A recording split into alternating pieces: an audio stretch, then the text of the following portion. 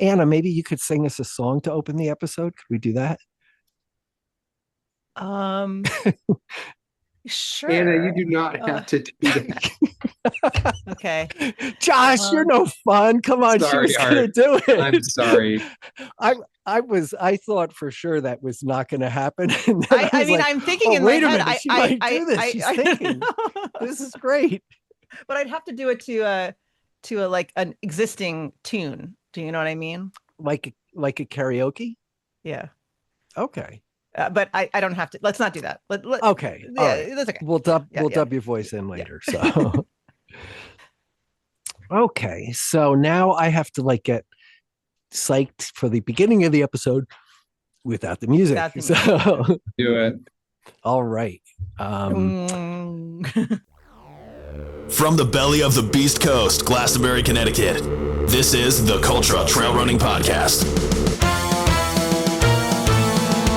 We talk about all the fun shit that happens on the trails that most normal people don't care about. The language we use is fucking explicit and raw like the trails we run on. So don't listen with your kids! Cultra is brought to you by our Patreons and supporters, and we are 112% listener supported, and support is good. All right. Welcome everybody to the Cultra Trail Running Podcast. I'm your host, Art Byram, and I am joined by almost a full contingency of the Cultra crew. We have Anna G. Hey there. How you doing, Anna? I'm great. Thank you. All right. And Josh Guillotine. Welcome, Josh. I'm here. Great to be back. Thanks All so right. much. Is that a real background? That's a real background. You want to see? Yeah. Maybe another time. Yeah. Okay. All right. Real Okay. background. So I'm recording live today from the from the northern headquarters of Cultra in the front porch, actually. So that's what you're looking at in the background there. So if you hear some wind or other disturbances, or who knows what else, Peggy swearing, she's down planting some flowers or doing something like that. So if she gets stung or something, you never know what's going to happen on Cultra tonight. Phred Marolo will be joining us a little bit later, but today we have a very special guest coming back, Lila Gaudrault. Welcome, Lila. Thank you. It's great to be back. Yeah, and you have been repping the New England here and everything. So you're just fresh off of Cocodona 250, right? Yes. Yeah, just did Cocodona. Very good. Yeah, and it was really cool to this is probably not the proper thing to say, to have a dog in the fight, right? It was good to have somebody that we knew running and doing, taking part in that, because it certainly this year the event had a different feel to it. Did you notice that going in, or what did you think? I mean, not from what you had seen in the past. Yeah, I guess it was difficult to tell since it was my first time there, first time out racing out west, but it definitely felt like there was just a ton of energy around it, and so many people following along and supporting during the week. So it was, just an amazing atmosphere and experience as a whole. Yeah. So what made you want to run? What made you want to do that race? I had been following it the last couple of years, like following the live stream and the live tracker, and just knew I wanted to do it someday. And I guess last year I just watched the live stream all week long, and I'm like, why not try it next year? So I registered as soon as registration opened. I think it sold out in like 5 or 10 minutes. They moved into a lottery this year. So I put my name in again, but I'm not sure if I'll get in. But yeah, I got in within the first 10 minutes, and just was really excited for it all year. Very good. Yeah, I think we first talked about this race. I'm trying to think of how long ago it was, but Cole Crosby ran it. Maybe it was the second year that they had it, because it's been, I think it's, and somebody here can correct me on a lot of I need fact checkers tonight. So I'll is do this some of that. Yeah, is this like the sixth year? Would you guys say? I I think so. I think that's right. I'm not positive Okay. though, but it's definitely still in its early stages. All right, it's a Cultra guarantee. So actually, the Cut 112 has been around longer than the Cocodona. So, for whatever that means. I don't even know. I'm older than Cocodona too, but that's yeah, right. no Yeah, one's right. singing my praises. That's right. So the Cut 112 is an old man's race, then, I guess. Oh my gosh. I have a question. Did you want to do a multi-day race, or did you specifically want to do this race? Like which came first, your desire to do a multi-day event or this particular race? Honestly, I think Cocodona, that wanting to do Cocodona came first. Because I never really thought about doing a 200 miler or like multi-day effort before that. And it was just like the race itself just drew me in. But now I want to do other 200s. Yeah, And of course, that's the Okay. next question. One of the questions. Yeah. So I got to ask why.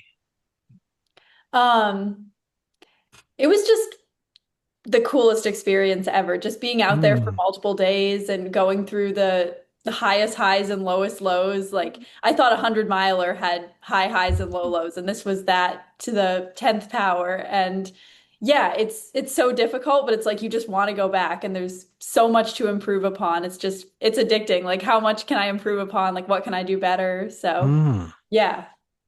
Geez, yeah. Okay. So it does seem, I mean, you're right. I mean, given the amount of time that you're out there, I guess it allows more time for things to go right and or wrong, right? Right or Absolutely. wrong. Yeah. So what do you think went really well? I think that's a good question. I think the second half went pretty well. Like I was surprised about my ability to like consistently run most of the course on like day 3, like late into day 3, in the last few miles of the race. I think my last like 50 to 70 miles were really strong, which I didn't really expect. So I think second half was my main strength. First Yeah, half was not good. No. okay. What happened in that first half?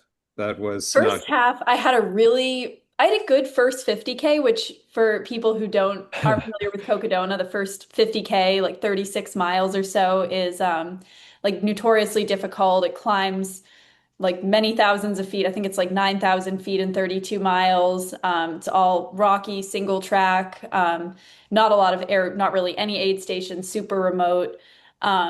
So I think I had a strong first 50K, or I thought I did, but I think looking back, I was probably pushing a little bit too hard to stay with people maybe I shouldn't have been, and not eating enough or drinking enough, and not I didn't really train with my gear ahead of time, so I had like this really heavy like pack of water on my back, and I felt like I was just so weighed down, and I think that contributed to more effort. So essentially I got super nauseous around like mile 45 or so. It just kept getting worse and worse. I sat down at an aid station for like 10 minutes, and it just got worse and worse. And I had like one of the worst stretches of my life from mile 50 to 60. And I got to the mile 60 aid station. I'm like, I think I'm just done. Like I was like, couldn't keep anything down, hadn't eaten or had anything to drink for like 8 hours that I could keep down. I was like having to lie on the side of the trail with my space blanket on, and people were passing me and just asking if I was okay. And yeah, it was just pretty bad. But then I just had a major reset at that aid station and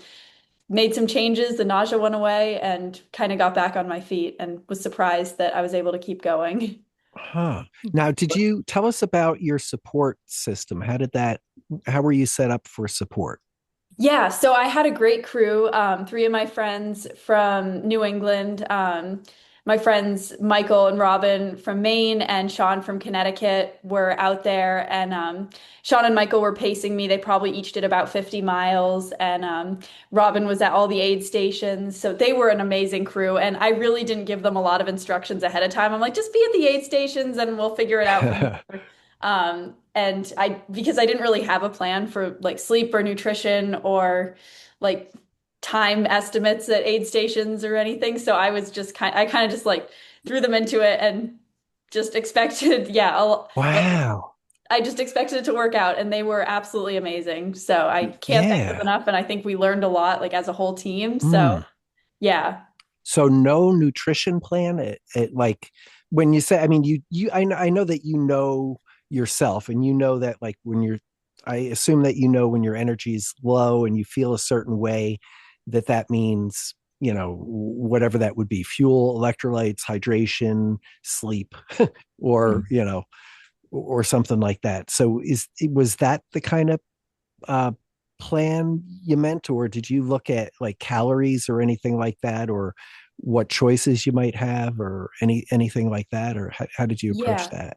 I guess I had like some semblance of a plan, but basically just like threw a bunch of like untapped waffles and gels into a bag and brought that to Arizona. And then I just figured I would go on aid station food, but I didn't really look at what the aid stations would have. Gotcha. But I figured with a race that long, like, and I'm moving pretty slowly, that I could tolerate whatever they were having at the aid stations. But I definitely Mhm. wasn't looking at like grams of carbs per hour or how much Yes. hydration Yeah. I'm getting. It was, yeah, very Yeah. loosely cobbled together plan that wasn't really a plan. And same thing with sleep. I didn't know like how long I was going to be able to last before I really needed sleep and how much that would mean. I think I listened to a podcast with Rachel Entrekin ahead of time, and she said something like Yeah. she just sleeps when she's tired and for as little as possible. And I was like, oh, I'll just do that. And but Yes. I'm not Rachel Entrekin, so I realized pretty quickly I needed in that race longer naps and more frequent naps, and that's something to improve upon for sure because I slept a lot. Gotcha. Yeah. Yeah. Hmm. That's the part that would scare. That's the part that would scare me by far the most out of the whole thing, is that just the lack of the lack of sleep required to do that. That it's not just, because some people are kind of like really tightly wound and can like do this again and again and lose their sleep and kind of still keep their shit together. And that is not me. I'm like, if I start to lose my sleep, for like an afternoon, it can get a little weird. So I know that like for me, the second night, let's talk about the nighttime maybe. How did your first night go?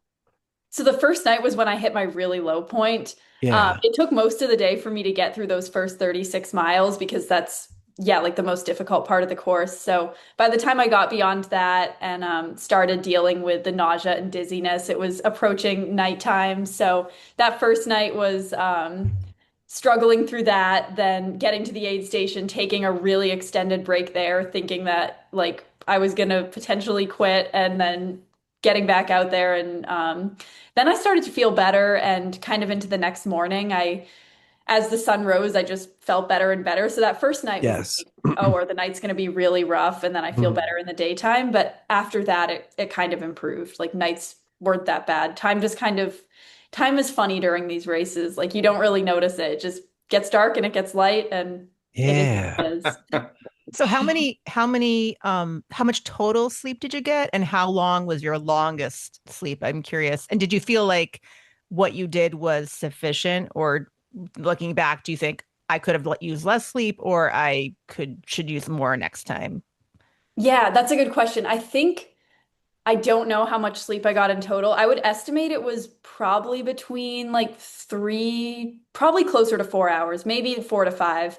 But I really don't know. I would get to an aid station and say I wanted to sit down for 5 minutes and then to end up like sleeping for 20. So I was just taking a bunch of really short naps. The longest time I slept for was about an hour at mile 190, so with about like 100K miles or 100 kilometers to go.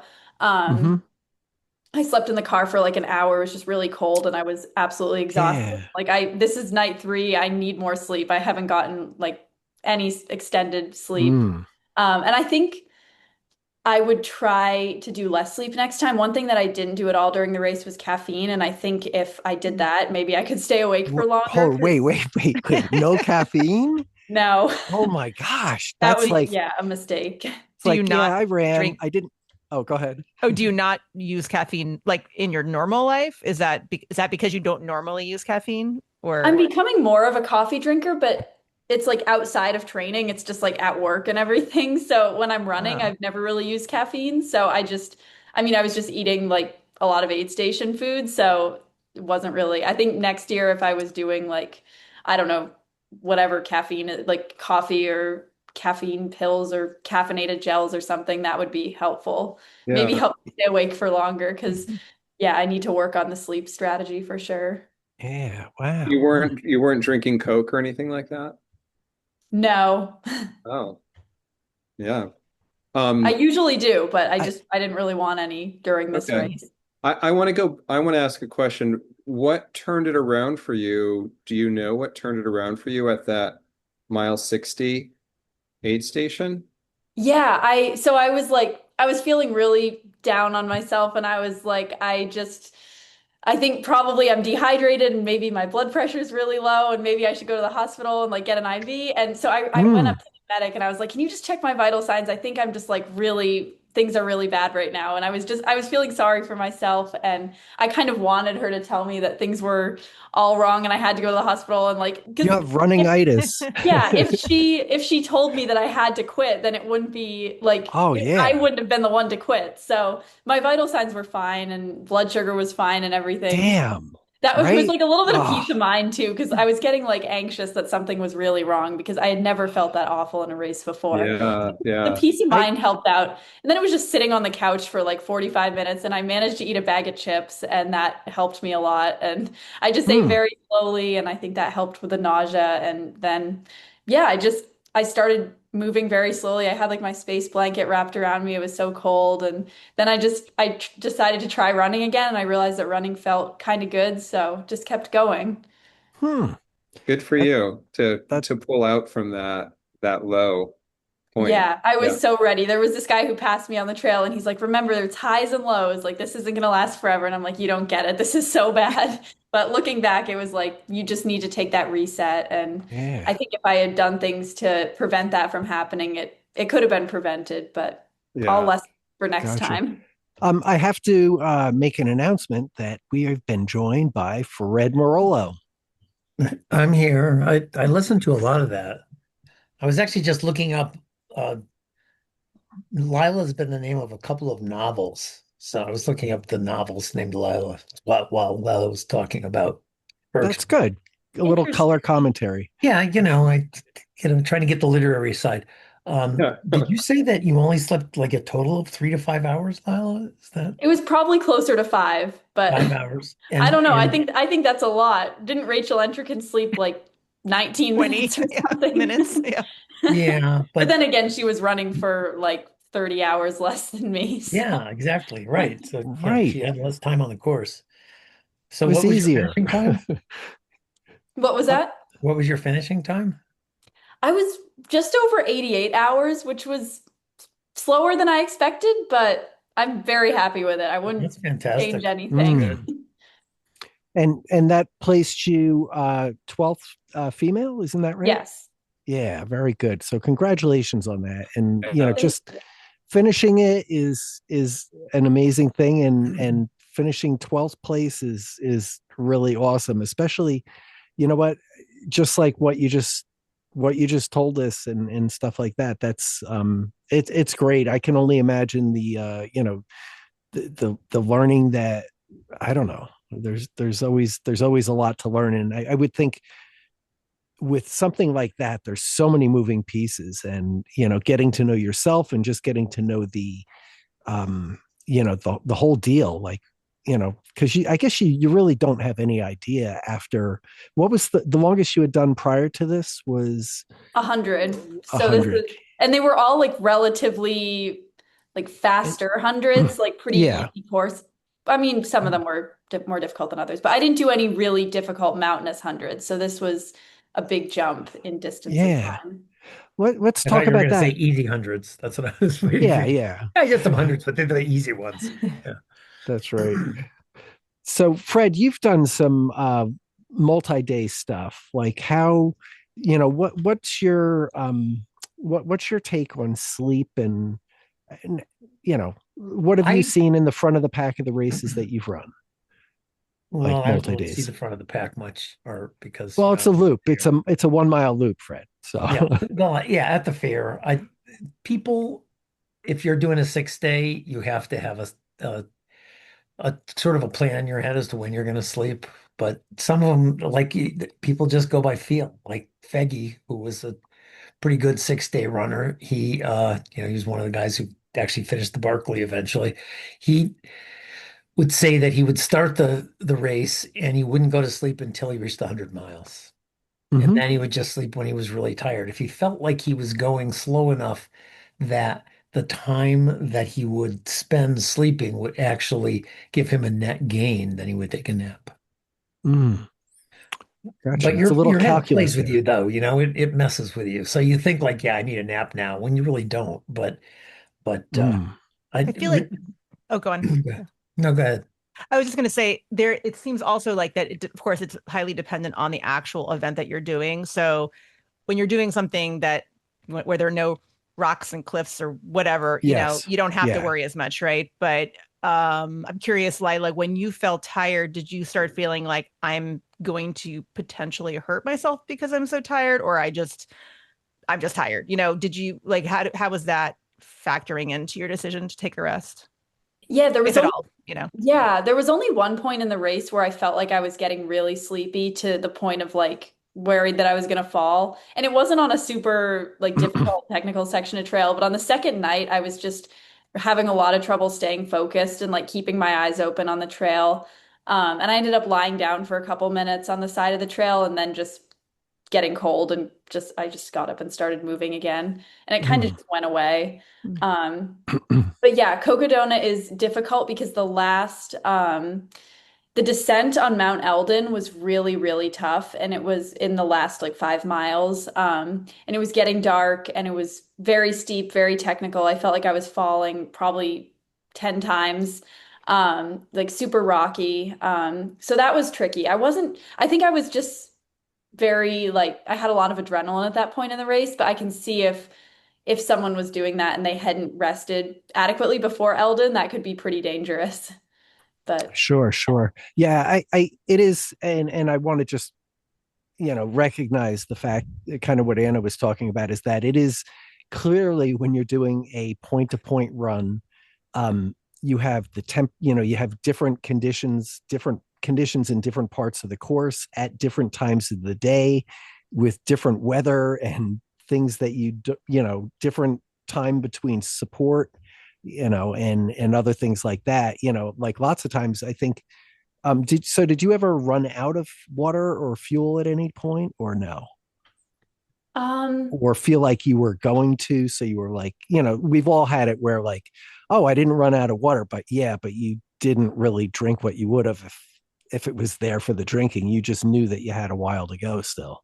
yeah, that's a good question. I feel like there were a couple times when I ran out of water. I think like mile 70 I might have. I don't remember Mm, exactly, but yeah, sure. there it was if you're well prepared, the aid stations are close enough together that you can Mm, not run out, but I think sometimes I go without for the purpose of having a lighter pack, and I can pay for that in a race like this where you might be moving like 5 or 6 hours between aid stations.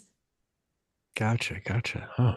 Riffing off what you said about, like you're going on different terrain at different times of day and that kind of thing. One thing that's kind of neat to hear about, and I was a little bit obsessed with Cocodona, Art and Josh know, and I listened to a lot of podcasts afterwards. But hearing about people who improve their times by, like 6 to 10 hours, they're encountering, they do the race twice, like, the second time they improve their time, they're encountering a completely different race because of it being dark or day, or light, Mm, which is super cool about doing the race more than once. Because if you, do it again, Lila, and, you dial in on various things and you're like, 8 or more hours faster, it just could be totally different, which is so cool. Yeah, yeah, that's absolutely right. Like you're going through different parts of the course during the night, so it's like you're seeing a whole new course. If you're, yeah, 8 hours faster, something like that, that would be pretty cool. mm. Yeah, do it again. And so you can come back next year and tell us what it was like in the opposite time of day. Yeah, exactly. Well, Gotcha. she's already tried to put her name in the hat, so Yeah, we're hopefully. waiting to hear, right? We might have some Yes. sway. I don't know. We can try. That's right. Yeah, well, we know some people. Write a letter of recommendation. We know people. Fred knows somebody, I I know think, people. as well. I'll hook you up, Lila. You're all set. Don't worry. Yeah, I wonder what the odds are for Just- getting in this year. I mean, I'm assuming it's not like a Western States, but I'm assuming No. it's not like you're guaranteed entry if you enter. So Hmm. we'll see. Definitely not.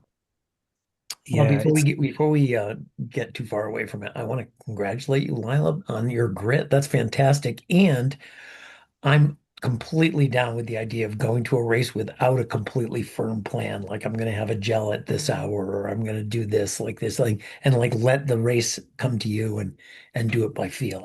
I think that that makes it a more satisfying experience, really. Yeah, thank you. I think that was just kind of the way I wanted to approach it, like just kind of go in with no plan and I'll just learn along the way and I can take that into the next one. And yeah, I mean, there was already enough logistics to worry about with a race like this, so I didn't really want to add more to the plate. So, mm. yeah, it worked out the way it did and definitely learned a lot. That's And good. Yeah. that's a confident move too, from that standpoint, because like as opposed to maybe something that I would do, I'd be like, oh, okay, I need this, I need that, I need this. And, all of a sudden you start to overthink it and, it can get, it can get crazy. So Next thing you know, you come out of an aid station covered in Desitin. that's That right. could happen. Yes, right. That that That may or may may have not have happened to happened. Art. So yes. Or you were talking about like, trying to find what was going on with you in the aid station by the medical person. I was telling Phred one time, Phred, I have hyponatremia. Oh yeah, that's right. Hyponatremia. That's great. You didn't live that Just, down for about 5 years, I think. That's oh yeah, it was a classic, just that I was hydrating at a certain level during the day and it was just brutally hot. It was, I don't know how, that was like 90 degrees that day, right? Or more, easily, yeah, even 95, more. something, just in humid. And I just kept my hydration plan right through the night. And then somewhere around 3 o'clock in the morning, it was just, I was overhydrated, I think, or What race just was tired. that? Uh, Vermont? that was the QT 104, a Bill Odendahl That was production. Odendahl's Oh, race. okay. Yeah, yeah. That That's was a just kind of, Connecticut, yeah, fat ass. Yes. yes. I think I've It was, heard of it. yeah, it was Yeah, because of COVID. We had yeah, a distancing race, very yeah. limited. Yeah. And we were just waiting for the cops to show up. So we had a Yeah. story. I said, yeah, if the cops show up, tell him that we lost our dog. We're looking for him, and you can call 203 Dog Gent to look for the dog. And if you find him, we even have a tip line set up. And and what's the dog's name's Cultra. So You went really deep on your I cop did. story. You did. I hyper focused that shit in the middle of the night, Yeah. So it was, we had that whole story planned. So Wow. because So we were looking just back on it, waiting. Lila, um, I'm sure you didn't want to crash at whatever it was, mile 45 or something, but when you're like looking from the finisher's point of view, something like that was going to happen at some point, right? Yeah. You're gonna hit a wall at some Absolutely. And it's point. almost better to get through the lowest point early on and be like, it can't get worse than Yeah. this. Yeah, and then you start to But climb in the back up. moment Yeah. itself, when I looked down at my watch and it said on the route I had on my Garmin, like 194 miles remaining, I'm like, there is no way. I can't Oh even my get off God. the couch. All right. But it Oh, didn't get any worse. So next time I can just reassure myself of that. It doesn't always get worse. That's right. yes. That I was just going to ask Phred for that to recite that quote, because Lila that's knows the it. whole key, Is right? that quote from you, Phred? Because I know I've heard it No. before and I couldn't remember where I heard Well, it from. No. I don't want to honestly, steal your quote. I was on the ultra list for like 20 years, and people would say that on the ultra list all the time. I don't know who originated it, but somebody back I, like around probably the turn of the I thought it was millennium or Speed earlier. Goat. No, Could have I been. don't know.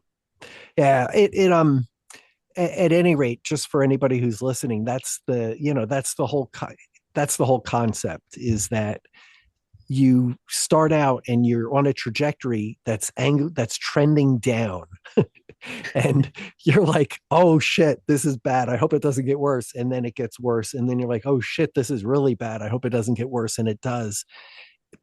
But that doesn't go on forever. It doesn't always get worse. At some point it just starts to suck pretty bad and just kind of levels at that. And then all of a sudden you're like, yeah, I just threw up and I'm okay with that. It doesn't, or I'm you know what, my hips hurt or my legs hurt, but you know what, they haven't hurt any more in the last 15 miles or something like that. So I can just kind of grind it out with what I got and not feel like my legs are going to fall off. And, you know, I don't have to It's quit as just a result.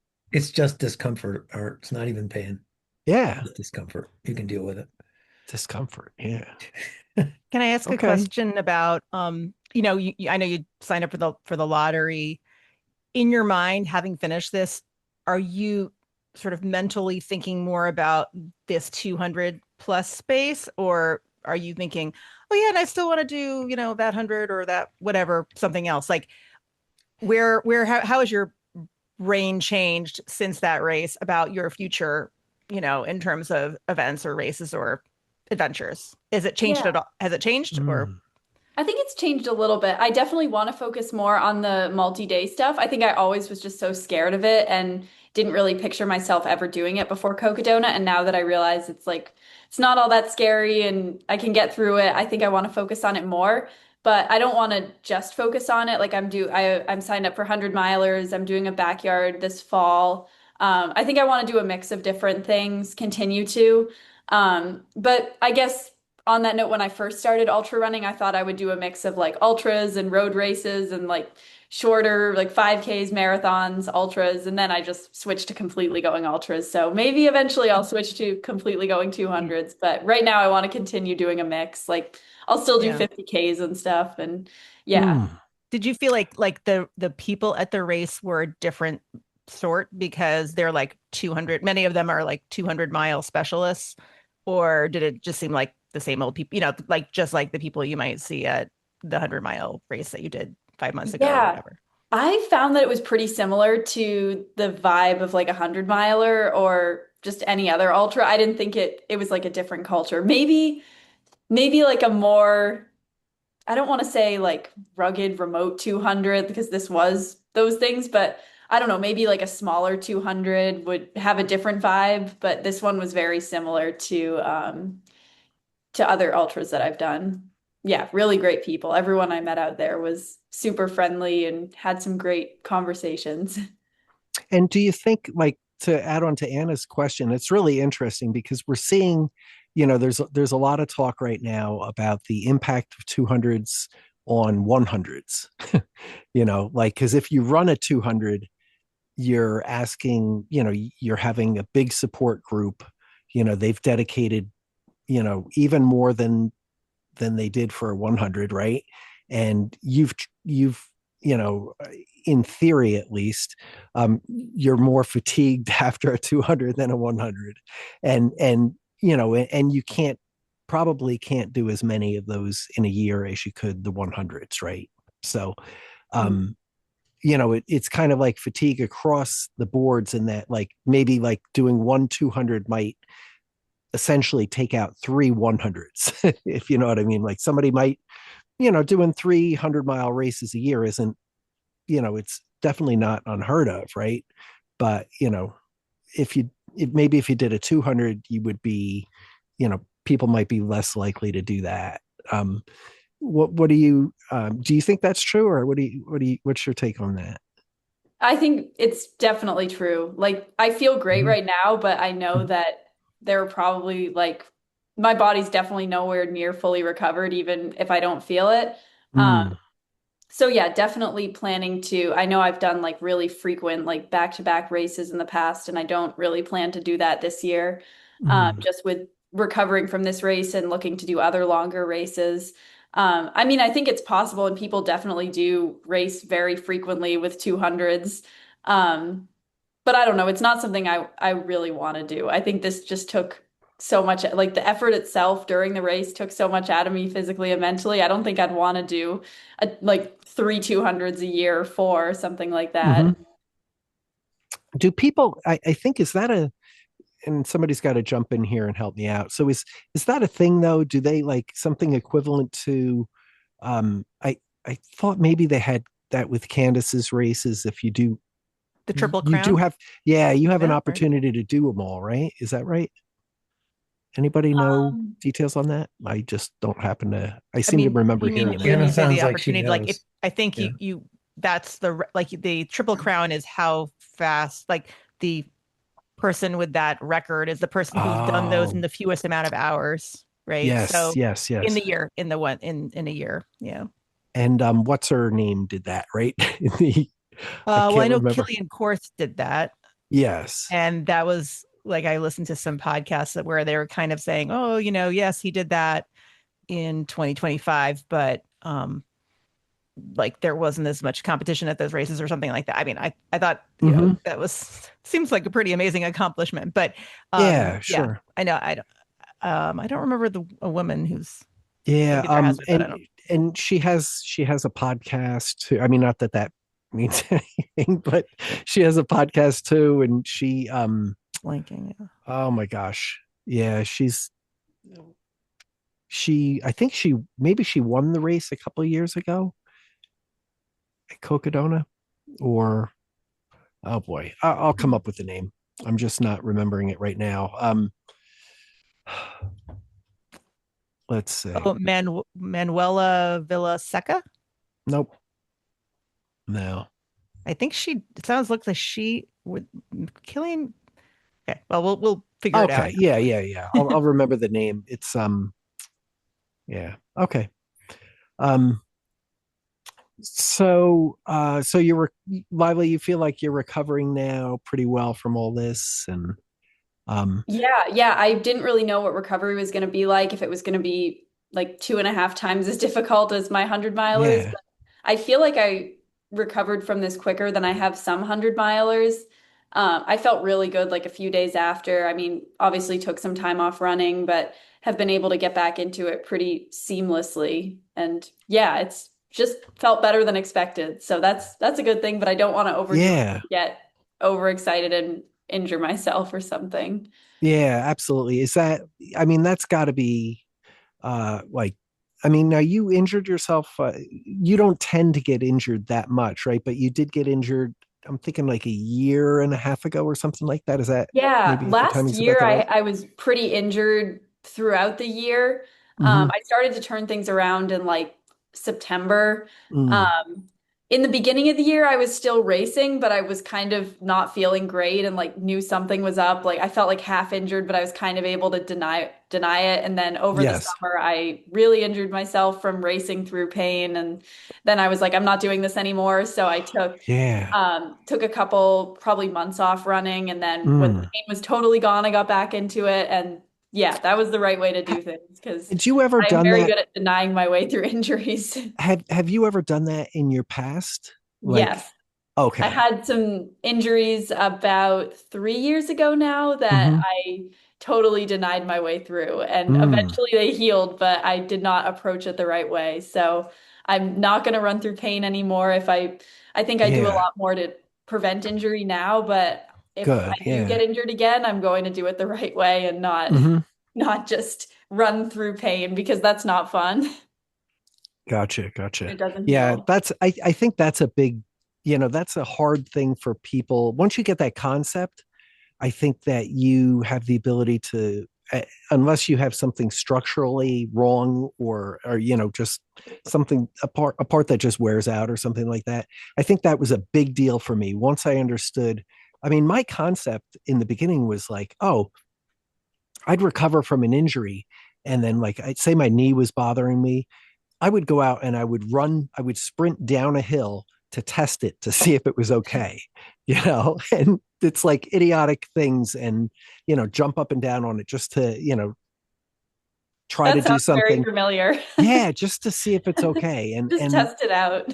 yeah, no, and that's not, that's obviously not the right thing to do. And the idea of, no pain, no gain, like, yeah, we need to be discomfort, we need to have some discomfort, as Phred said, but not like push ourselves towards injury, right? So Yeah, you got to know the difference between good pain and bad pain. yeah, And it's not yeah, that easy to tell. Right. I've known a lot of people who overcompensate for that, like people that I've been in races with. and to me, 100 milers for not maybe not for Lila because she's so good, but for most people, right? They take it like some kind of grid to get through it. Like there's gonna be a point at like 65, 70 miles where you think like, I really should quit because my knee hurts. But I know I've had some friends who've been like, my knee hurts and I'm convinced that my leg's gonna fall off if I continue. So I'm going to stop now. And I'm okay Yep. with that choice. When really, if they just kept going, they'd get to the 100. But it's their journey. So, whatever. It's an inside job, Phred, right? Yeah. It is because your brain knows, like, Yeah. you know what? My brain knows it's a rational decision. Like, I'm going to run. I'm going to get everything I can, my last dying breath, unless I think I'm going to do permanent damage. And then, of course, I would stop. So the first time that my knee hurts, I'm thinking, whoop, that could be, That's the it's like, meniscus. That's the meniscus that's is gone. right. I better stop. Yes. Oh Yeah. my There, gosh. there actually was a thread there several times. This thread came up on the ultra list back in the day where people who had trouble finishing hundreds would ask some of the veterans, how do you get through this? And one veteran always would say, make a list of things that will take you out of the race like sucking chest wound, put out an eye, like blood spurting, like, like broken artery or something. And if Mhm. it's not one of the things on your list, keep going. Slow Mm. down. Go walk for a while, whatever. Yes. Just keep going. Leave Yeah. the aid station. But yeah, it's tricky. It's tricky to know because Lila, your, how your did Yeah. brain will lie to you. how did Hmm. your training vary for this race versus a shorter distance? Like, what did you do in the months leading up to it that might have been different, including to make sure you didn't have a recurrence of the injury? Yeah, I would say my training was pretty similar to 100 milers. I definitely emphasized mileage a little bit more, and I think I kind of used the distance of the race as an excuse not to do like many speed workouts. Like I ran just like very easy, like zone one, zone two. Um, but I didn't do a ton more mileage than I was used to. It was like winter in Vermont, so it was just trying to survive the conditions. Mm.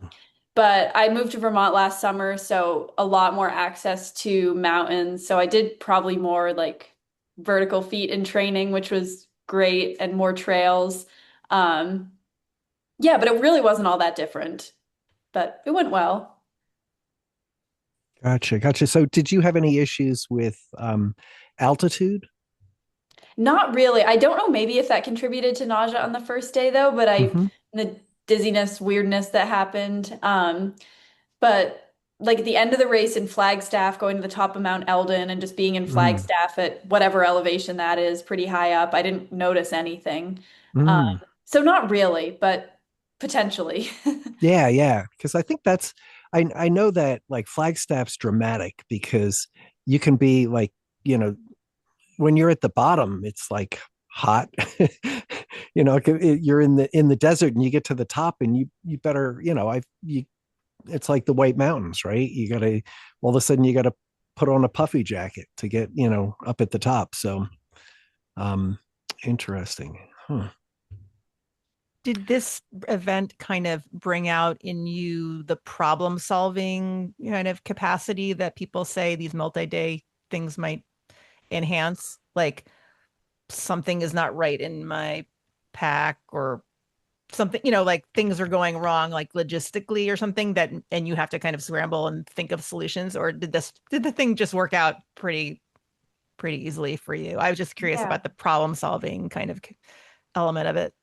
I feel like it did. I feel like in the shorter races that I've done, even stuff like 100 milers, I'm just so focused on like plowing through that I can just rush through it. Like if I have a problem, I'm not gonna take 5 minutes at the aid station to troubleshoot it. I'm just gonna like ignore it. And yeah, whether that's like a gear problem or I don't know, nausea or some sort of, yeah, whatever it is, I'm not really taking the time to troubleshoot it. And here I really wanted to give myself, like I wanted to feel good during the race and finish it feeling like I wanted to go back and do another one, not just totally push myself to the limit and rush through everything. So yeah, I think I took more time to slow down. Like if I was having a gear issue or when I felt really sick, like taking the extra time to reset and doing things the right way. rather than just ignoring it. Because I feel like you can maybe get away with that in 100, depending on how many hours you're out there for. Like you can survive anything for a certain number of hours, but when you're getting into like multiple nights and days, you gotta solve the issue. So yes, definitely. Did you have any foot issues? Um, no, I didn't. I think I changed my socks once after a river crossing, but I didn't change my shoes at all. Feet were totally fine. So I got lucky there. Nice. Do you do Wow. anything for your feet? Like put on some kind of lube or anything like that, or No, nothing. nothing? Wow. I guess, yeah, they held up well. Nice. Jeez, that's no Desitin, right? No. Wow. Did you find like the dryness of Arizona? Like, how did that affect any physical type issues like that? I mean, do you think that made a difference, helped, made it worse, or? I think if anything, it helped because the temperature got pretty warm at some points. And when you hear like 80 degrees or 80s in New England, you don't want to be running through it. But in Arizona, it didn't feel all that bad because it was just so dry. There was not the humidity that there is in Vermont, which is just miserable. So I don't know. It felt like I think the dryness was kind of beneficial, but I don't know. It still felt pretty Gotcha. warm. Yeah, yeah. Now, how about any special I'm just kind of curious really quick as far as like gear and stuff like what kind of pack were you wearing and stuff like that? Yeah, I wore a Nathan pack. I'm not totally sure the exact model of it. Hmm. I think one of my major errors was for the first section of the course that's pretty remote, you have to carry 4 liters of water. And Oof. the pack that I got didn't have like an attached like reservoir to it, like bladder. So I just bought one and like I bought like a 3 liter one and just stuffed it into the back of the pack and it was horrible. It weighed me down so Oh, much yeah. and it was just like bouncing every step I took and it was yeah, it felt like I gained like 20 pounds of just weight on my back. So that wasn't good. So I think next year doing some troubleshooting with that. Um, but yeah, I ran in Mount to Coast H1s that I didn't have to change my shoes at all. Uh, Mm. my crew bought me trekking poles like halfway through the race and brought them to an aid station because I realized everyone was using them. So I did. That's great. This reminds me of the time I brought my son to basketball. He's like, Dad, I want to play basketball. I was like, okay, I'll bring you to to your first game here, where you play. And we're driving there, and he goes, so Dad, how many players are on a team? And I was like, oh no. I didn't quite I didn't quite give him what he needed here to start with. So that's interesting. So yeah, it's weird. I think a lot of New England isn't really pole, we're not about poles, right? Mm. I had never, or I'd used them maybe once before, but didn't think I liked them. And here it was just like the amount of climbing and descending you're doing and just the amount of time you're out there for, I found it really helpful. I think the second half of the race wouldn't have gone nearly as well. Now, were you doing, are these mostly longer climbs? Like, kind of Mostly, grinds, like, yeah. where they're extended, because I think It, that yeah. might be the issue is that a lot of times, with some exceptions, I think White Mountains, there's a lot of people who run with poles and certainly hikers, like, they go into the stores with poles. So, um, Okay. but I think, if you're going up 200 feet and down 200 feet, a lot of people, all day long, a lot of people won't, poles, they become more of a hassle. Or if you have to scramble, actually poles are, they get in the way. So, Yeah, I would say for the most part, it's like the more extended climbs and descents. It's not like a yeah. Vermont 100 course where you're going up and down. Yeah. Yeah, the poles were really helpful for that. Gotcha. Gotcha. Yeah. I find sometimes they even just mess up my stride, right? Like I can, if I'm running with the poles, then all of a sudden, if I just like fold them up and hold them, I all of a sudden feel like I instantly speed up, unless it's a climb where I'm, actively like, grinding up a hill or something like that. So, um, interesting stuff. Yeah, I guess you know what you gotta figure it out. So that's interesting that you got I bought poles once I had my first lean. I figured Okay. the next time I went to do 100 after having a lean, I was like, oh, I better get poles because that was helpful, Mm, a little bit. But I think yeah. I trained myself out of that. So no more lean, guys, guaranteed.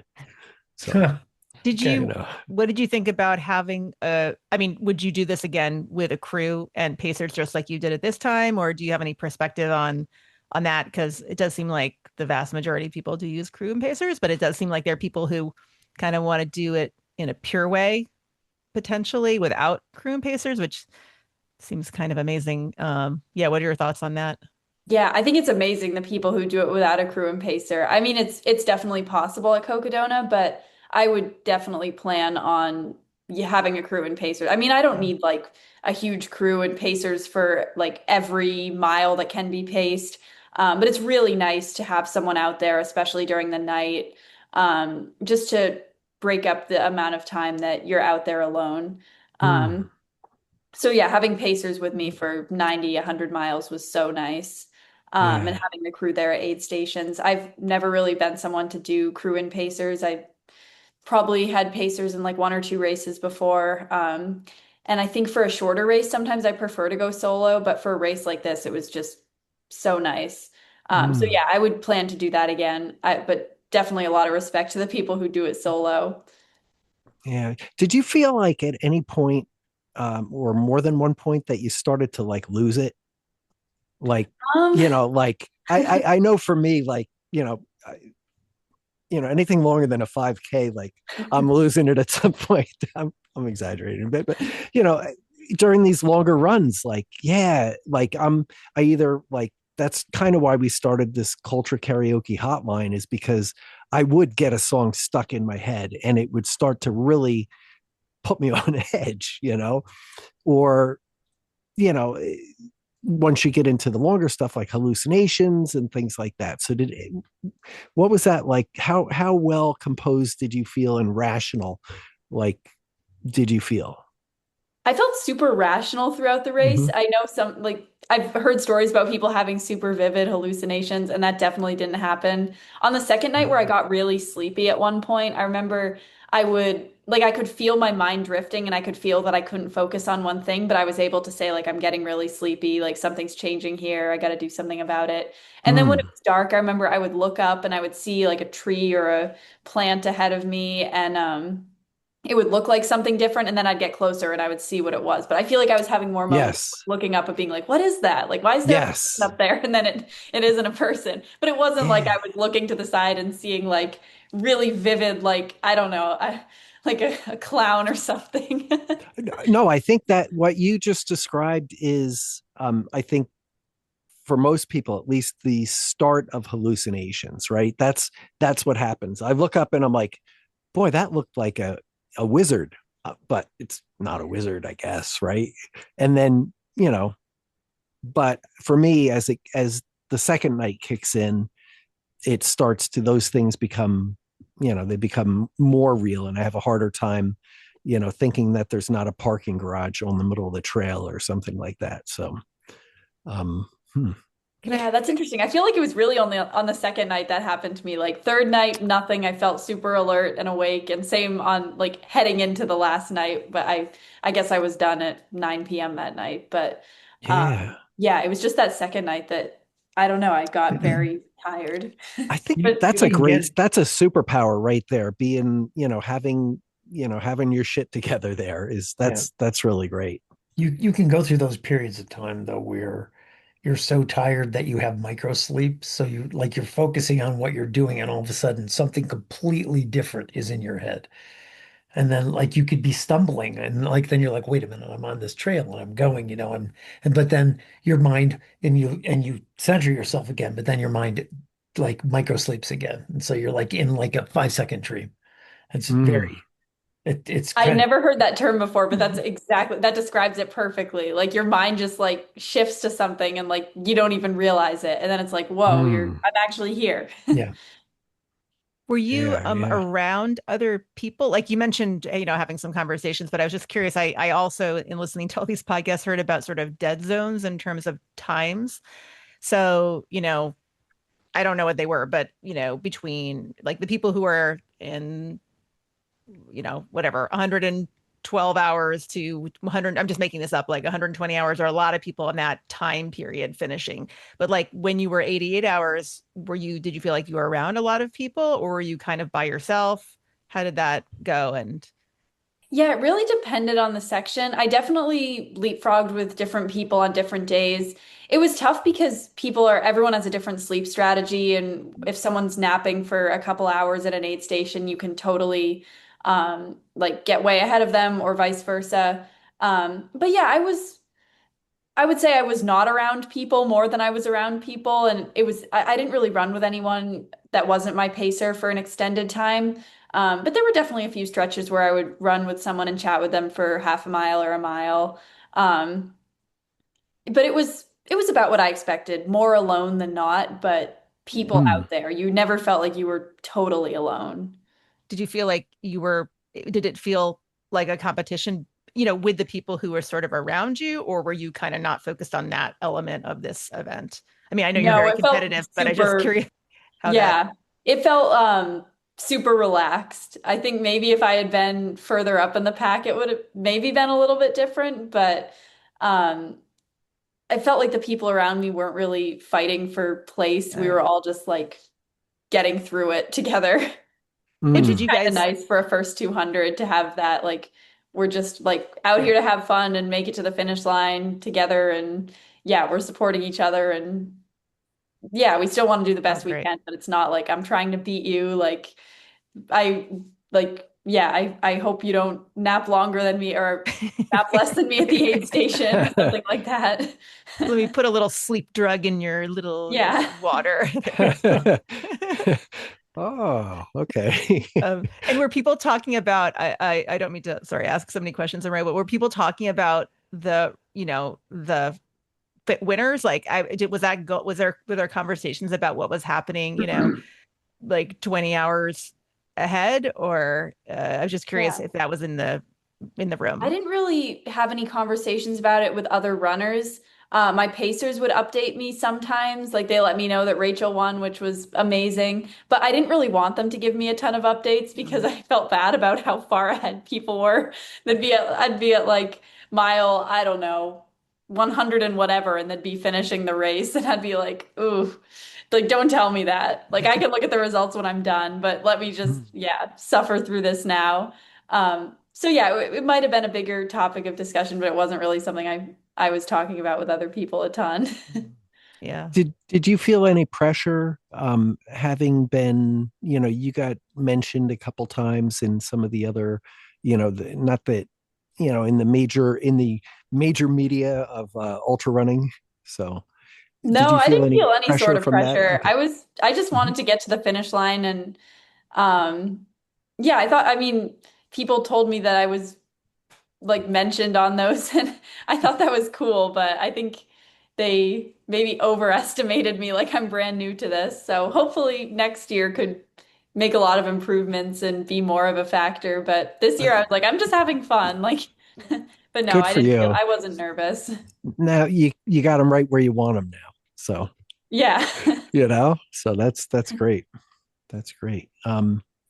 And uh, so what do you think about the whole fact that Rachel won that as a female overall? Like, how does that I don't know what the right word is. How does that sit with you? Like, how do you know do you feel positive? I mean, I mean, you can't not feel positive about it, but like, Yeah.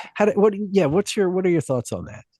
Yeah, I think it's amazing. I mean, Mhm. like there was such a strong women's field this year, but there was also such a strong men's field. So it wasn't like she Mm. just like dominated this, I don't know, small, not as Yes. competitive field. Like this was really an amazing achievement. And actually, one of my favorite experiences of the whole race was I was standing around the starting area at like 4:30 a.m. before the race started. And Rachel came up to me and she was like, "Oh my gosh, are you Lila?" And I'm like, "What? You're like introducing yourself to me?" And she gave me a hug and it was so cool. She's like, "Wow, like your training's been really good." I guess she followed me on Strava and she was like, "You're so prepared for this." Yeah, it was so cool. So I was just Oh, so happy to wow. see her do really well. I didn't get to see her after the race. I think my pacers did, but Mhm. yeah, it was just so cool to see her accomplish that and see how much positive like media came out of it. So Yes, yeah. yes. Yeah, there's a lot with that. There's a lot to that, and wondering, how, what the trends will be with that, if things will, um if the longer the distance, how much of a difference does that make, so any thoughts anybody else have on that? This discussion has made it into the mainstream Yeah. on National Public Radio on the Here and Now show, which is like an hour-long Mm. podcast style show. They had scientists talking about men and women in racing in general, like from 100 meters on up, but then over 100 miles. And it's a very small sample size, but they listed like a number of races that women have won outright, and that the gap is considerably closer physiologically in longer races, meaning over 100 miles. So, Hmm. yeah, I mean, I was fascinated. I sat in my car and listened to it till it ended, even though I got somewhere that I had to go. I was probably late for a pretrial or something, but they can wait. But so, Yeah. Your Honor, hold me in contempt, sue me. I I'm feel like sorry. There was a fascinating show on NPR. it That's right. creates like an open possibility that for some women who I'm sure there are plenty of women who are elite that know this is possible, and it just created even a bigger opening for their belief that they could do this, if that makes sense to me. Mm. I don't, I mean, I hope that's true and I imagine it's true and it's very cool. And it's not going to happen right at other distances, probably, but this is a trend, these longer distance races, multi-days, and the FKT multi-day FKTs are women have shown that too, that they have some there's some factor that allows them to perform as well, or possibly better. So Mm. it's very cool. And backyards as well, right? Mhm. Yeah, that's true. Right. Too. One of the fascinating things in that show, you can probably get it as a podcast, but you should check it out. One of So the fascinating things they said is women are much better at pacing than men. And there's this that one of the professors who was at University of Michigan, who studies women in sport and all different levels. They said, "So why?" And her answer was testosterone, because men want to men finish fast or men what? go out too I mean, fast. Right. They can't pace. They are they're sort of like constitutionally overconfident. Like, I can keep this Mhm. pace, mm, but they can't. And women are and tend to be more conservative pacers, and they can. They can actually find the forever pace, where men think they're found the forever pace and they can't. So, mm, like, anecdotally, one of the other people who was on the show, who was an ultra runner, said, if you look at people in the second half of even 100, um, the women tend to look like they're doing better than the men. A lot of the men are wrecked, but they're like just, like hollow eyes headed for, like eyes on the finish line. But the women have paced themselves well, so they're not in as bad shape. So mm. it's an Yeah. interesting thing to me. That I'm not surprised by. And sorry guys, like I think there may be also just an ego thing associated. It's all connected, right? Like I'm gonna go out fast because I think I can go fast and I don't want to look like I'm going out slow. Correct me if you think I'm wrong, but I feel like seems like more happening from men than women, but I could also just be speaking of myself. um I No, think I you're don't right. think. Yeah, I yeah. don't think there's any. I don't think there's any mystery in that. I mean, because it's also like I think because I mean I don't know. It's an interesting concept because like there is something to be said for a measured pace. Okay. But there's also, and a measured pace will statistically get you a great result, a more consistent result, right? And a consistently better result. But sometimes you gotta just do something that you can't do, or you gotta just try something. You're gonna just do something, throw it up against the wall, Right. and all of a sudden it happens. Yeah. Lila, I'm Yeah, wondering Byron. what's your experience as a younger like person running with, I don't know the age of the people that you typically run with, just sort of for fun or like in events, who you find yourself around. Like what is your perspective on this? Because you're talking to like a bunch of people who are a lot older, but and maybe have their own experiences, but yeah.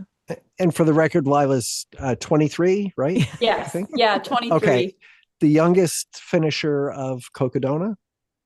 Oh wow. I didn't totally know that, but I feel like I heard that, but not positive. But yeah. Yeah, Yeah, I've been, I guess, doing ultras for like a little over 5 years now. And even in the last like 3 years, I've just seen so many more people close to my age, like early, mid 20s, start to get into this. Even when I started it, I was always the youngest at events by like 10 to 15 years, it felt like.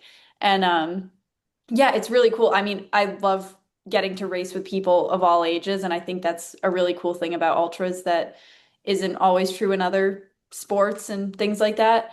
But yeah, I've had nothing but positive experiences. Everyone's always super supportive, and yeah, really grateful for that. Do you like, in your experience though, do you encounter, any dynamic between you and let's just say like your male contemporaries? Do you notice I've anything never, about no. that dynamic? Yeah, okay. Yeah, that's a good question. I've never like had any negative experiences with people, yeah, not being supportive or anything like that. And I try to be the same way. I feel like ultra running is just such a wholesome sport. Like we're all just rooting for each other. Maybe, I mean, at least that's been my experience. So, yeah. yeah. It's yeah, it's a sticky situation sometimes, or I think that I've seen things that make you at least wonder if there isn't some if there isn't some ego involved with it, where there's men wanting to not be beat by women.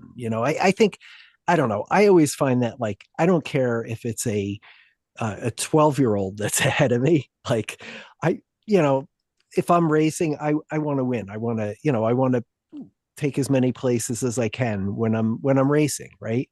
Um, but I think there are situations where I think it appears that more of an emphasis is put on that, like where, you know, for whatever reason, people don't want to be, don't want a woman to beat them, or, you know, I don't know. I've seen a couple of things that have gotten me wondering about that sometimes. So, but enough, again, but it's just 100% speculation on my part, not knowing, I'm not the people involved in these things. So, Yeah, I'm sure there is, yeah, things that go on, and I I definitely know. want to beat people and win and want Yeah. to be competitive, but Yeah. I guess, yeah, like not at the expense of like sportsmanship and everything, or yeah. Yeah. So if you're and I mean, I've seen you race where you're, on longer I think like maybe even a 12-hour where you're like, you might be ahead for a while and then maybe hit a low spot and somebody passes you, and then you work and you try to get, you try to get out in the front again, and most of the time do. So, does gender ever matter? Like if you've had a male or a female in front of you, does that make a difference to you, or how do you look at that? I think yes and no. Like I always want to win like the women's side because that's yeah, if there's a woman in front of me, like I might work harder to beat them than I would a man because that's Mhm. like separate category. But Gotcha. yeah, I mean, regardless, I want to it's motivating to have someone in front of me or someone chasing me or racing with Yeah. someone. And yeah, in the end, it's like I just want to win, hopefully at the end of the day, or place as high as I can. But yeah, like I guess more emphasis on like I want to win the women's race or place as high as Yeah. that. Yeah. It's interesting though, because then like because there is an assumption, okay, right or wrong, there, and obviously in lots of cases wrong, that um, you know, women would have that, want to be the first woman to finish. And um, but I wonder if there's a guy in third place with a male and a female in front of him, and if he could beat one of those people, which would it be? And I'd love to just see like people answer that question. What do you guys think about that? Answer the question truthfully, you mean? Yes. Oh, exactly. Yes. Yeah. Well, how about you're a guy and you're in fourth place, and there are two people in front of you, right? A man and a woman. And if you beat the man, you get on the podium. Oh. But if you beat the woman, you beat that woman who was ahead of you, right? Oh, I would definitely go for the. Okay. You would want to be on the podium. I would right? want to see. That's even a better question. That's a better question, I think, because Lawyers, I would we ask good hypotheticals. Anna could do it too. Yeah. Okay. All right. No further questions. So Art, sorry, can you articulate what your feeling is about that hypothetical again? Yeah. About that hypothetical. Okay. So what I'm saying is that if I'm in Fred's scenario, I would be in fourth place and trying to fight to get third place. And I could either beat a woman and get fourth male and finish the fourth male, or I could finish third and get the podium. And I would want the podium every time with that. If it was a race that these things, I think I would want the podium every time. And what about in your scenario where you were the podium wasn't the question? Okay, gotcha. Yeah. Where I'm in third and there's two people in front of me.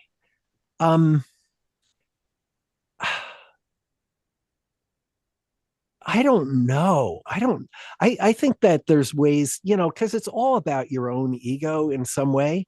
And so like I could massage my ego in either way there. I could say, well, she was really amazing, but at least I was the first dude to finish, right? Or I could say, you know what? I don't know.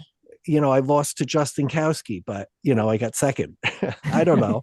So I don't know. I think, I think at that point it doesn't really, to me, I'm first of all, I'm rarely in that exact situation, but generally you know what? I don't care who it is. I want to beat whoever's in front of me, at some level, some days, not so much, right. But, sounds like a promising anonymous doodle poll. Okay. Yeah. Agreed. But I do have to say this, though. There's been lots of races that I've been in where I try to be the first. I try to finish first female, where I know I'm not going to win the race, but if I can finish in front of all the women in a given race, then I consider that like that would be a huge win. Like I've said it many times. Oh, I was first female, I mean, for whatever reason, I'm not female, but I don't know. Just to, but not because I'm trying to put them down, but because I'm trying to put myself up. And I would never like flaunt it in front of somebody that I was running with either. So like you wouldn't say it in public, like on a podcast or anything. No, I would never let anybody know those secret thoughts, Fred. I will admit something. I can't remember if we already communicated about this, that I think we might have. I'm totally, like often just in the mid pack there. But if I see like 33-year-old guys in front of me, I definitely enjoy in the second half going in front of them. Yeah. Does that sound obnoxious? I don't know, but it is like, I'm like, they don't think some old lady can go in front of them, but I'm going to go in front of them. They don't see you as old, Anna. I Well, just they do see me as old. But yeah. Here's let me put a spin on that. Suppose you have the same exact situation. You've got the three dudes and they're like talking to each other and they're in a race and they're racing and you're in a race Yeah. and you're coming up toward the finish line. You're like 100 yards away and you might be able to sprint past them and finish ahead of them, like right at the end. Would you do that? I actually did do that. She invented that move. Not this year, but last year at the Frozen Sun, it was actually like a guy and maybe a woman or something like that. I was just like, I got to finish this as fast as I can. And I felt there were two races. I don't really know if they were doing the race that I was doing, but I passed them like right at the very end. And I felt terrible about it, but I was like, I'm not slowing down, right? To like, let them be in front of, you know what I mean? Let them be. It's a race. It's a race to the finish. I like, right. Yeah. I think you I got felt kind of like a jerk, but I was like, well, I'd have to slow down to like let them be in front of me. That doesn't make any sense. So yeah. So I think I would totally sprint as hard as I could. Yeah. Not sportsmanship? I don't know.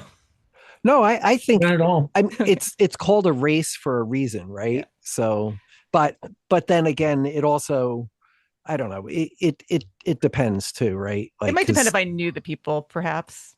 Yeah, then you would definitely do it. So, yeah, there you go. Now, Hey, Lila, I'm going to jump in with a question. Lila, you ran your first 100 at the Vermont 100 in 2020? I did, yeah. Is that right? Yeah. Yes. Yeah. And you finished third, I think.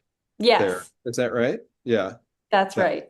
Yeah. And she came in elbow to elbow with the second person, I think, right? Yeah. That's right. Yep. Yeah.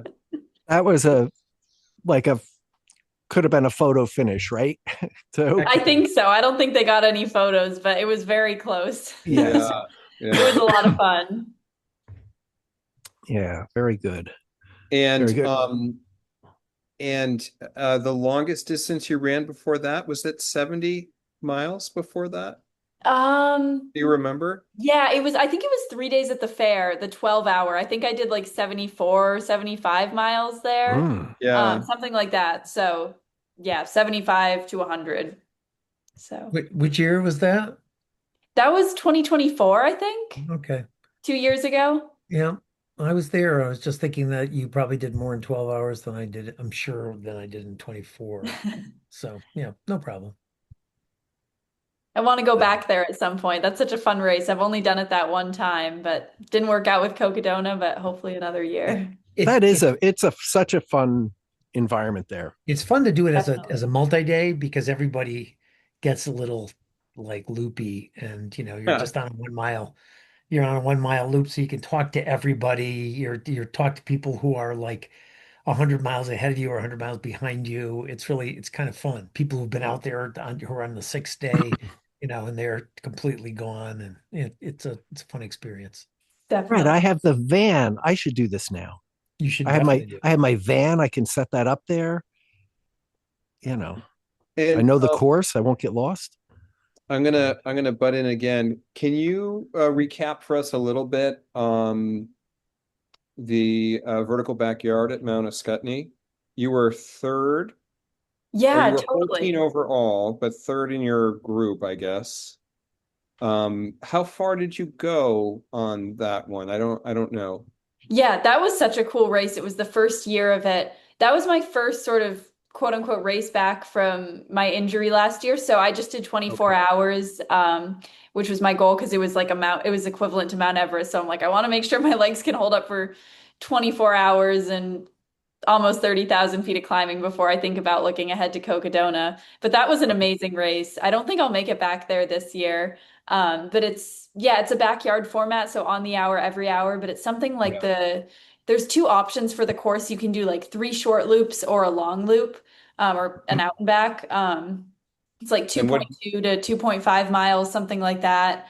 24 hours gets you a Mount Everest. It's just up and down Mount Ascutney in Vermont, which is pretty near the Vermont 100 course. And I don't remember the total hours that the winner ran, but I think it was like insane. 90. It was crazy. I remember I went home, went to sleep, went to work, went to sleep, went to work, went to sleep. They were still out there. It was like I was checking updates. It was insane. Oh no.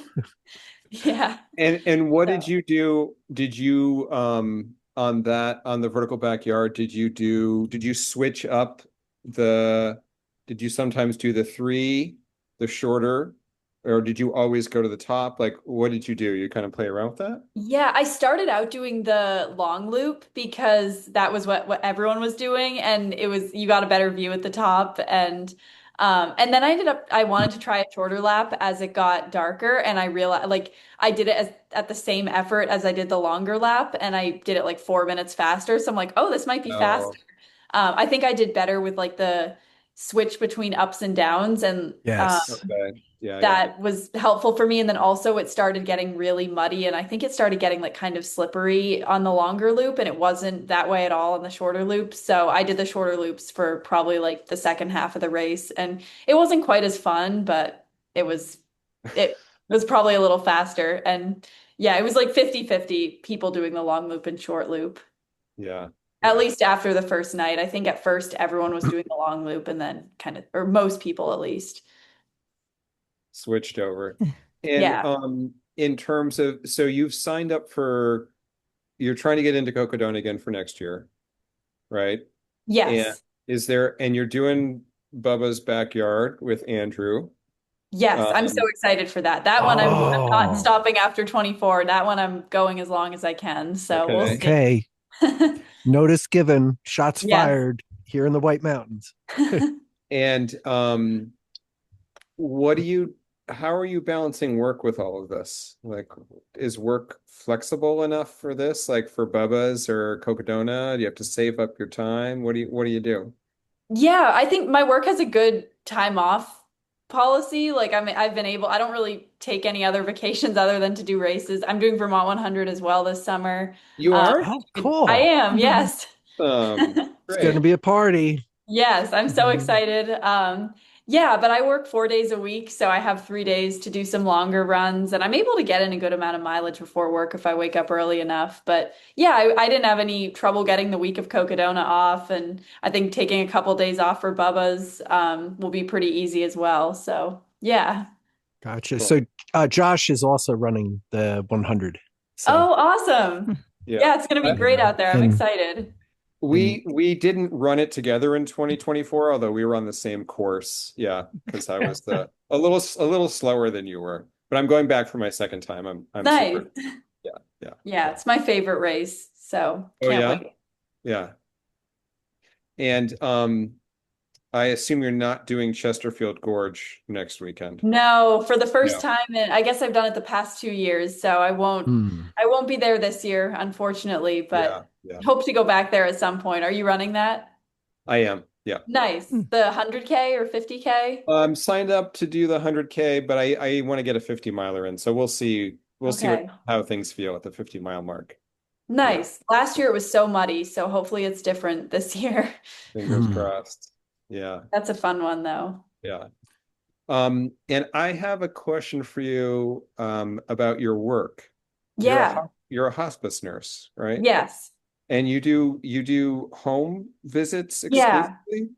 Yes, exclusively home visits, or if a patient's in a nursing home and is getting hospice care, then I might see them there, but I mostly see people in their homes. And Art didn't ask me to ask any of these questions, but I just do you is it hard for you?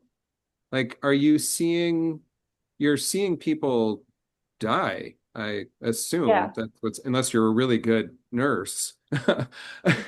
Sorry, it's not funny, but yeah, like you're so young and you're facing this end of life for these people. It's got to be Yeah. I mean, it's definitely, yeah, a lot of emotions throughout the day, and every day is just so different, and you can never know what to expect. And it is a lot of, yeah, like heavy, tough stuff, people at the end of their life, and all of the like family dynamics and things that come along with that. And it's just been such a steep learning curve in the last year. I just graduated last year, yeah, yeah. and have been doing this for about almost 11 months. And just, yeah, learning so much every day. And yeah, but it's Mm. really an honor to be able to hopefully support people and their families like at this time in their life when they're just focusing on staying comfortable. And a lot of people have the goal of staying at home through end of life. So it's really, it feels really meaningful to help the family, help the patient accomplish that. And yeah, keep them comfortable and support them. And yeah, I work with a whole team of like social worker, chaplain, doctors. So it's definitely a lot of teamwork, but yeah, Yeah. Yeah. it's Mm. hard, but it's good. And running is a great release. Yeah, I'll bet. Mm. I was I will gonna bet. ask you, yeah, Yeah. like how they interact with each other. Seems like your job would give you a great perspective on little things that come up when you're running that aren't that, as big a deal as you Yeah. might make them to be at first. Or that, like you say, like you process things when you run. I'm just curious, how do how do these things play off each other? Your very important, meaningful job and um, your, I guess, very strong hobby. How do they intertwine? Yeah. I feel like honestly they're super separate. Like I don't really think a lot about running when I'm at work, or I don't think anything about running when I'm at work. And I don't really think about, or I try not to think about work while I'm running. Sometimes if I'm stressed about something, my mind will go in circles and I'll be like, what do I do about this? Or I'm nervous about the situation today that I know I'm going to have to walk into. But I feel like they balance each other out because I keep them so separate. And yeah, it's so nice to have running as the release. And then it's also so nice to have a job that I'm like 100% focused on during the day. So my mind isn't spinning in circles about like, did that workout go well? Like, what am I doing tomorrow? Like, I'm nervous about this race. Like, there's just no time to think about it. And I think in the past, I've definitely like spent too much of the day thinking about running and wasted too much mental energy on it. And yeah, I don't do that anymore, which is a blessing, I think. Good for you. Wow. Yeah. Great. Yeah.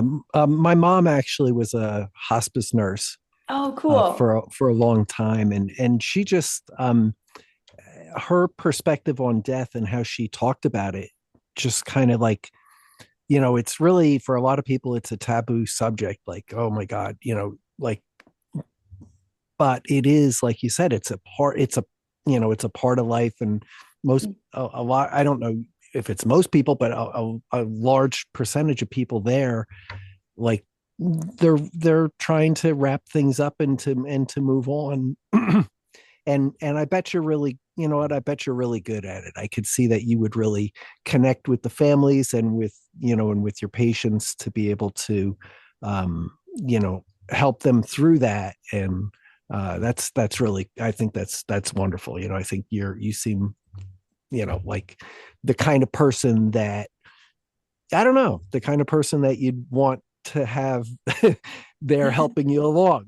So Oh, thank you. Yeah, I absolutely mm, love it. And yeah, I mean I'm young and people see that I'm young and know that I'm relatively new to this. And mhm, so that's definitely a challenge, but I think I've just grown a lot in the last couple months and mm, yeah, yeah, it's an honor to do it every day. Did you always gotcha. want to be a nurse, or did you think about like what kind of nurse you wanted to be? I did no, I decided to major in nursing like a semester into college. I switched my major and then I didn't really know what kind of nursing I wanted to do. I had like a short list. I knew I didn't want to be in the hospital because I Mm. don't really like I didn't want to spend all day in the hospital.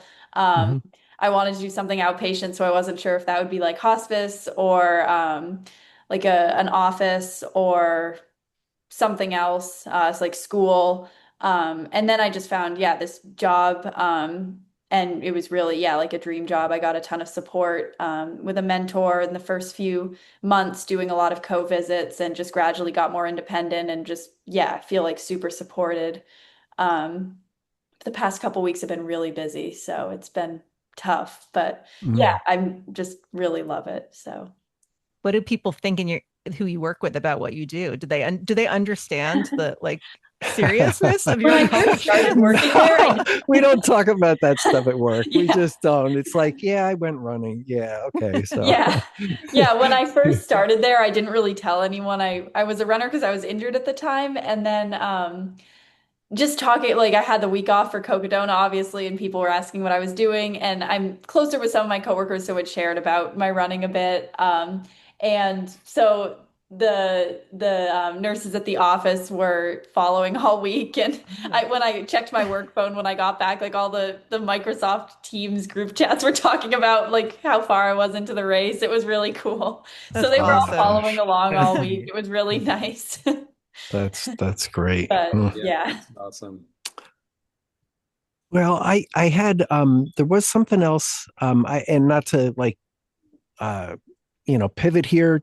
Are you guys done with, did you guys have anything else on that you wanted to talk about, or Yes, I thank you for I being have- a hospice nurse. Oh yeah. That's Oh, really yeah, of that's course. fabulous. Thank you. yeah. That's really, my mom's in hospice and the nurses are Okay. great. So Oh, I'm glad. Yeah, I'm glad you're getting great care. Yeah, it's yes, but actually she was in hospice, then she graduated from it and okay. they Wow. took her out of Sometimes hospice, that but now happens. she's back. So Okay. yeah. Well, I'm sorry, Fred, she's gone back, but yeah. Well, what my doctor said when I went to a wellness visit last month was we all have an expiration date, Josh, right? So Yeah. death is part of the transition. You have to, Yeah, it is. It and is. hospice helps move that transition. My mother's Yeah. 96, so Wow. My she's Amazing. had plenty of life. yeah, that's great for her. My dad died in hospice, yeah, in Brantford. Okay. So yeah. Young, yeah, in his 60s. Oh, That's wow. young. That's Yeah. very young. Wow. Yeah, unfortunate. All right. On a brighter note, what Yes. What else you got, Art?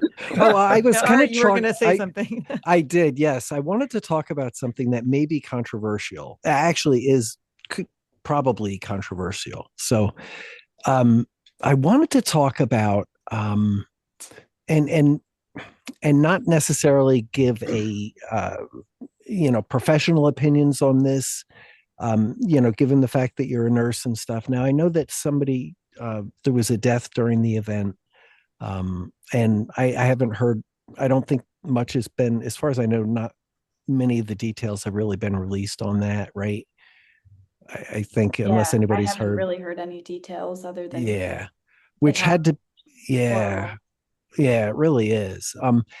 I wanted just to ask, kind of what your take was on, because and I understand there's a lot of different takes on it, but most of the takes that I've heard have been one way.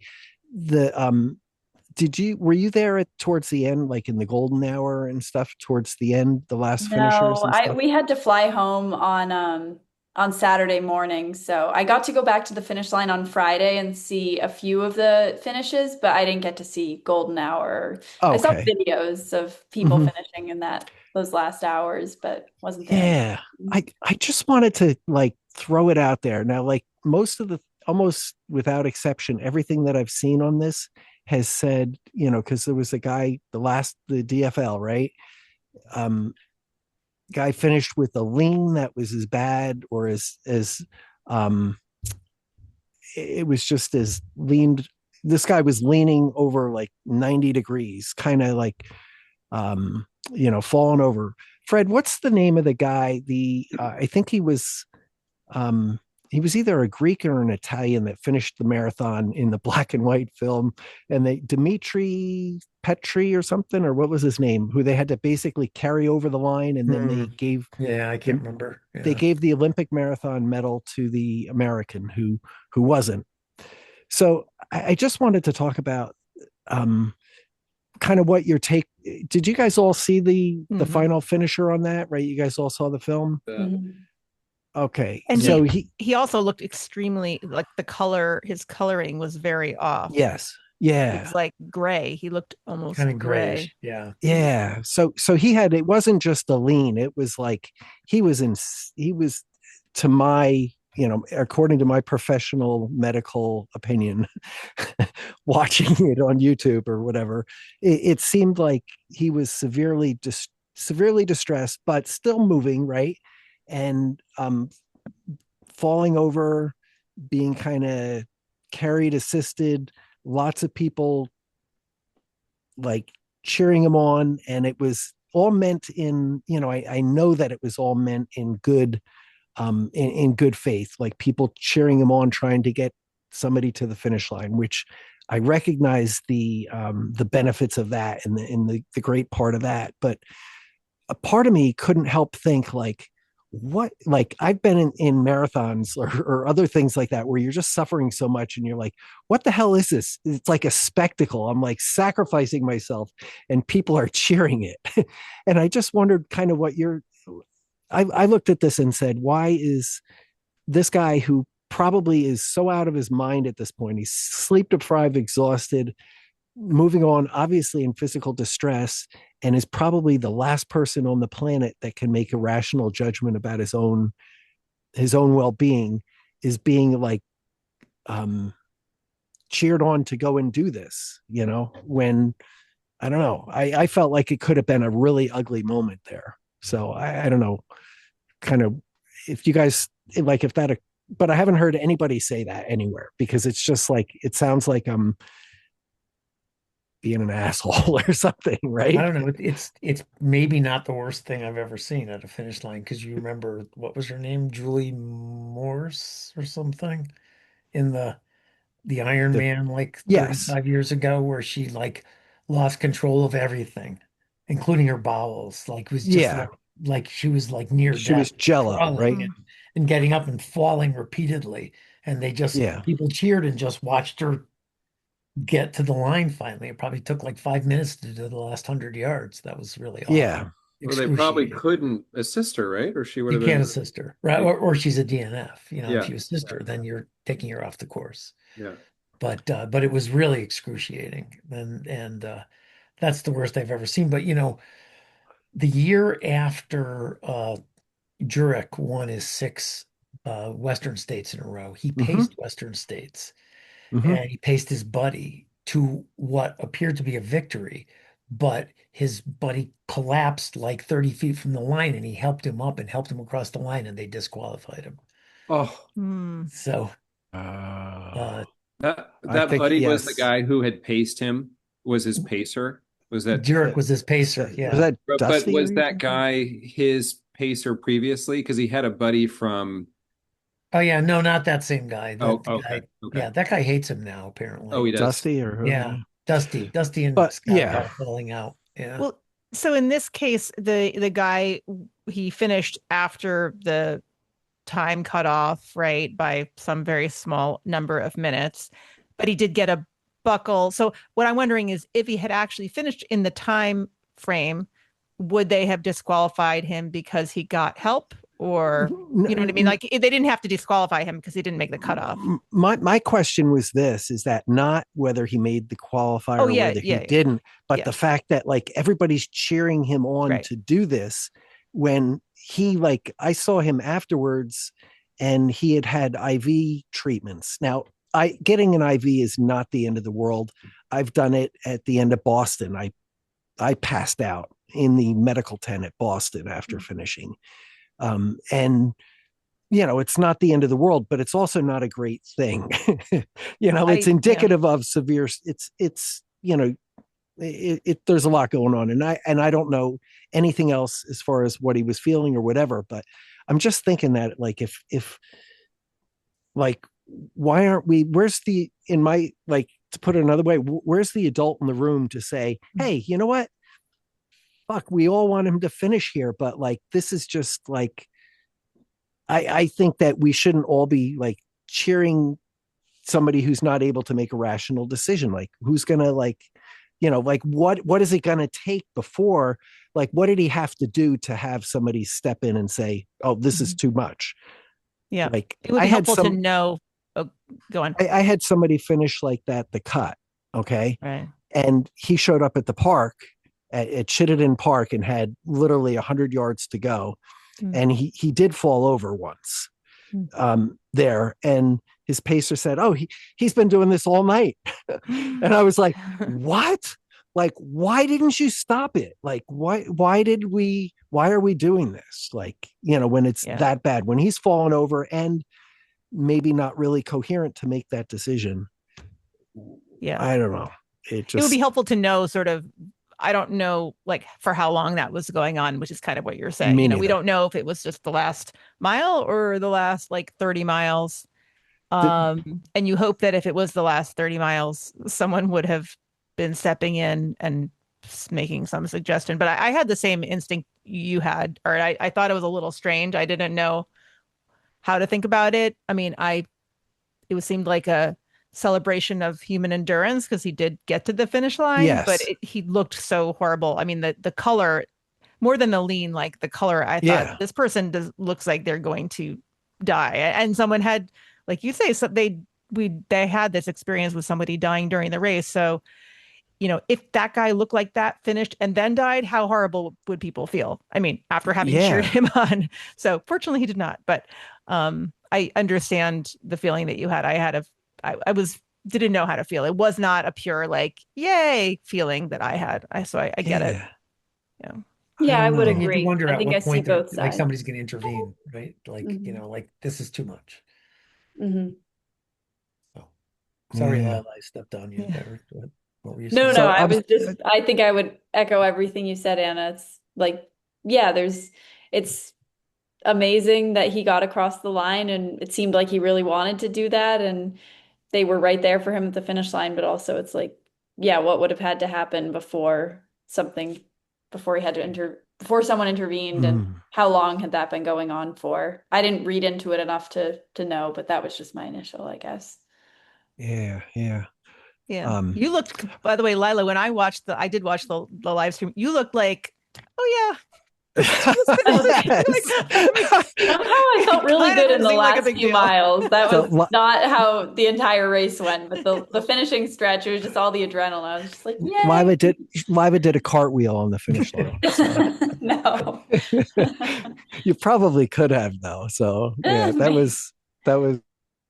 I ended up at the finish line. I was sitting in a chair probably 5 minutes after I finished, and I saw the medic who had like taken my vital signs and assessed me at the like mile 60 aid station. She's like, "You finished?" I'm like, "Yeah." I mean, I don't know. Like, wow. So that was cool. So Lila, we can't see it all because I didn't know that you were doing Vermont because it's not on Ultra Sign Up. We can see Bubba's backyard. You're doing Vermont, and is there anything else on your race card? Those are the only two that are set in stone. I'm thinking of the Ragged stage race in August. That's a little bit soon after Vermont, though, so we'll see about that. And then I don't know, maybe Vermont 50. But yeah, those are the only two I'm actually signed up for. But I have like a few ideas floating around. But those are kind of my goal races, I guess. So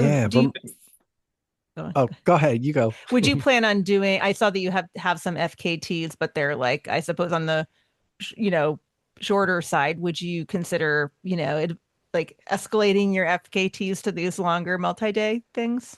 Yeah, definitely. I have some FKTs that I want to do this year. Maybe not as like a big goal kind of thing, but just doing the route, like solid effort. There's a lot like around where I live in Vermont that I'd love to do. So I'll get out there and do a few things, but nothing like major. Like I'm not going to do the long trail or anything. I was just going to ask that, like nothing major, like maybe the long trail or something. Yeah. Or the New England Trail. The New England Trail, that's like from Monadnock basically to Guilford. Okay, that sounds fun. And so what you could do is if you start it, you could show up at the start line of the Cut 112 and then run with the rest of the field. Oh, okay. And I would be an option. However 100 miles into it or something. Correct. Yes. Yeah. Okay. Mark Kelly did that. Kelly did I listened to that episode last year. Yeah, that was really cool. If you time it right, you can. Yeah. Do the FKT and the cut. Why not? Yeah, maybe next year when. Okay. have a little more experience with those multi-days. That's good And because is if you there- weren't going to do it next year, you'd pretty much have to start tonight, probably, right? Is that? Or, Yes. yes. So I want to, if it's all right, I'd like to just take a minute I want to mention something about the cut if we could here as we wrap things up. Did you guys have any closing arguments right now, or I'll start. anything? Lila, you're such a phenom, and it's super cool to have like a local person to cheer for at these races far away and close at home. So I'm looking forward to following your trajectory and seeing you do really cool things. Oh, thank you. Thanks for I being appreciate adventurous. that. Thank you. Yeah, same here. All the best for your racing and your nursing too. Thank you. Yeah. Yeah, I appreciate it. Yeah, you're something, Lila. We talked to you, what was that? A year or two I think ago? after Stone Cat was the first time. Yeah. Yes. Yeah. Yep. And you're already, you're 23 and you've already had an amazing ultra career. So keep going. This is great. Thanks. Yeah. Keep I going. did want to mention, completely changing gears, that I think I've been within a mile of the northern headquarters of Cultra. I was in Lincoln, New Hampshire over the weekend, ran up to the entrance to Loon Mountain, and I know I was close. And then That's right. I'm running back, and I hear like a horn beeping, and then I hear Peg's voice say, "Phred," and it was Art and Peg were on their way back from breakfast. So I know I'm close. I'm gonna find that. That's right. I'll show it to you, Phred. He's circling. Phred, actually, if you can track the background here, because I'm Yes, recording that's right. live here. So I probably could I could probably put that into Google and it would tell me right where you are. if you put that into like Peak Finder, Yeah, that there would you tell you where it is. So Phred, I can just and send you the match them up. address too. for a small fee. No There you fee. go. No fee. Yeah. No fee. There you go. Thanks, Josh. Yeah. But yeah, Phred, that was nice, nice bumping you into That you was funny. here. And I was Yeah. thinking, because you mentioned that you might be in town, and I was like, oh, geez, I wonder, I haven't heard from Phred. And then all of a sudden I look up and there you are, of course. There's a guy running, and it's Phred, of course. So yeah, Lila, thank you so much for joining us tonight. It was really nice to see you run the Cocodona, and looking forward, we'll have a giant party at Vermont 100, between Anna and I there crewing, and Josh running. Josh is going to put that invisible lasso around you, and you're going to just pull him through the Don't tell course. her. Don't tell her. I'm gonna get my water skis on, and and then we'll see if he tries to outsprint you at the finish. So Yeah, thank you so much for having me. This was really fun. It was great to be back. Good to see yeah, you again, Lila. glad to have you here. Yeah. So I did want to recognize just for a minute and talk about the Cut 112, which is coming up on June 5th and 6th. So the way that we work this is it's a fundraiser for Connecticut Forest and Parks Association. And the way that we do that is there's a group of people who each put up some money in order to help fund the race, in order to assist Cultra putting on the race. And that puts up like some, we get like hoodies for everybody, and get some other stuff for people. So I'd like to just talk about them. So the sponsors this year are Michael Lopresti, Bill Gibbs, Big Scott Johnson, Sarah Porras, Bill Odendahl, Albert Starr Galactica, Amy Jennifer Hanlon, Brian van der Heijden, and Anna Garston. So thank you, Anna G. And Ragged Cuts too. So Ragged Cuts makes the belt buckles, the finisher buckles for all the 112-mile finishers. But looking forward to it. We're going to have a nice time, and it's always a gathering of the Connecticut running community. We get to kind of hang out for usually 40 plus hours to some degree, and travel all the way across the state as we, either run it or pace people or crew them. So, and again, it's all to support Connecticut Forest and Parks. They're the organization that all the Blue Blaze trails that you see out there in the state are maintained by them, and they're not a government organization. They're a volunteer. They have a small staff and an army of volunteers. So, I encourage you, if you're not supporting them and you run in Connecticut at all, you should get on that right away. So, Lila, thanks again. And we'll probably have this episode out. I got to get this out before the Cut 112. So, good. Yeah, thank you. Yeah, thank you. So for all of our listeners out there, if you've made it this far, of course, seek professional help, and we will see you all in a mile and a half. Mile and a half. All right. Cue the music. Music.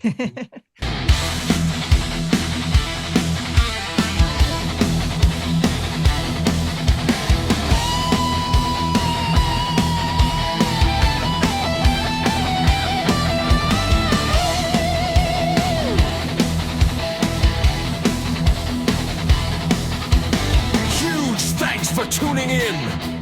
Remember, Cultra is 100% listener supported through Patreon. No ads, no sponsors, so you'll never hear us trying to sell you a subscription to Canadian Trail, Fishing Magazine, Visiting Rash Cream, or anything like that. Patreon helps keep us running, makes your podcast famous, and lets us know who's actually out there listening to us. It helps us feed the monkey, and monkey's hungry. Not ready for Patreon, that sucks, but okay. You could also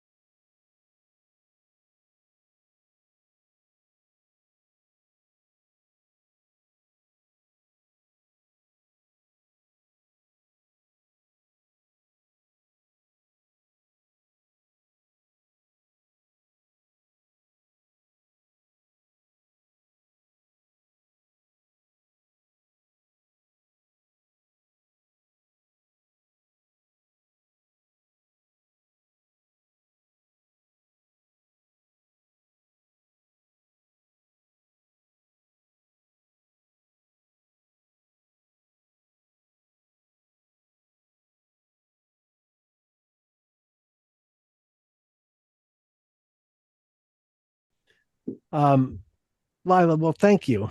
Yeah, of course. Thank Yeah, you. that This was was a lot of cool. fun. Yeah, and especially on the last minute thing too. I've been just like whatever, doing my thing here in New Hampshire. That's my new Yeah, hangout. that's So awesome. I'll be up in Lincoln this weekend. oh, Um, cool. is that where the northern headquarters is? It is. Yes, yes. Nice. Yeah, we're At gonna do some Loon. running on like Franconia Ridge. So Oh, it's a you are. nice Oh, area. okay. On the weekend, just get there early, Yeah, right? definitely. So That's the yeah, plan. good deal. All right. Well, enjoy. That's wonderful there. So Yeah, um, all right, excellent. awesome. Yeah. Art, it's been awesome to see the mountains in the back round the whole entire time. I love Yeah. it. Sun's sort of going down. It's like dusk now. I know. Yeah. Now it's Yeah. like I have the Yeah. light on and it's Yeah. it's getting Yeah, it's dark. cool. So nice. Yeah, today was fun. So Oh yeah, we'll have Good. to catch up on yeah, that we too. can do a Awesome. whole episode on that too. So Great. but okay, guys. Okay, All right. everybody. Thank Great to see you. Thank everybody. you. Thank you. All right. Bye. Good You to too. see you Bye. guys. Yep. Night, Have a all. great Take night. care, everyone. Bye.